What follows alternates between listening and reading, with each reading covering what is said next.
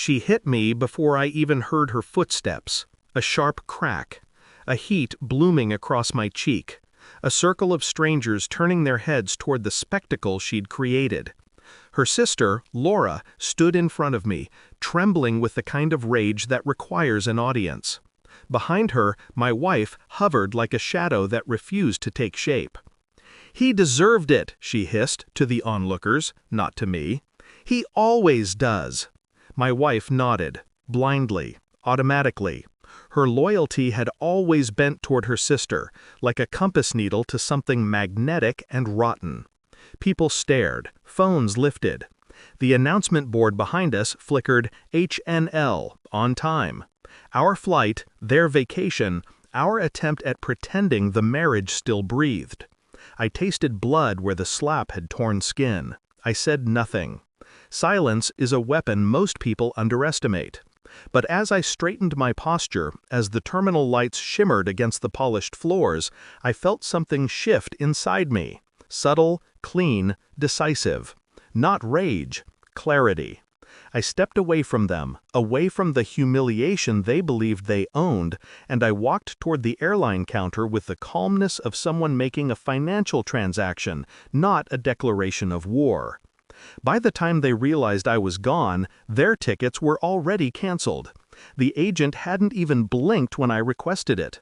Power is quiet like that. The slap wasn't the beginning. It was the final dot in a pattern I'd been charting for months.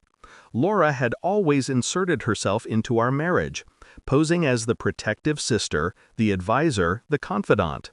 But there was something else beneath it, a secrecy, an ownership, a closeness that felt territorial.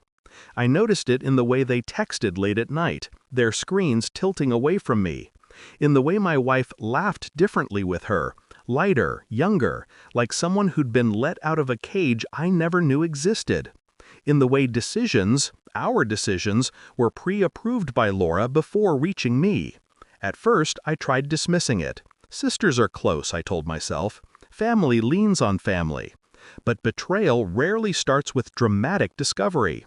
It starts with small, poisonous intimacies, and theirs had been building. There were trips my wife never told me about, weekend errands that aligned with Laura's social media silence.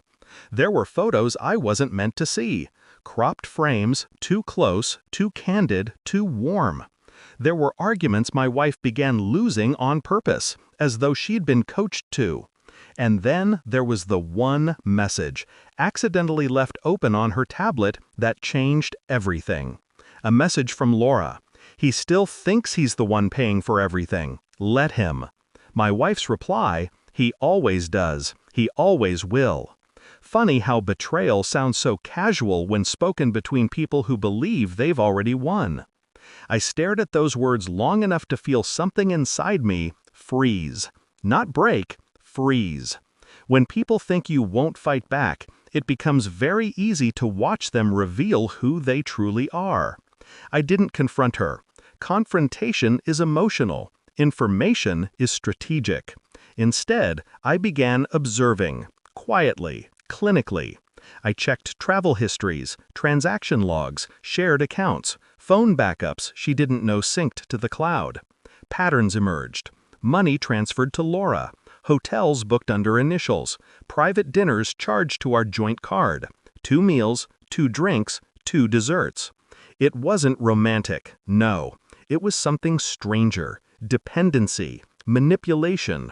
My wife orbiting her sister's approval, desperate and obedient. A triangle where I was never meant to be a person, only a resource. So I planned. I paid for the Hawaii trip myself. I arranged every detail.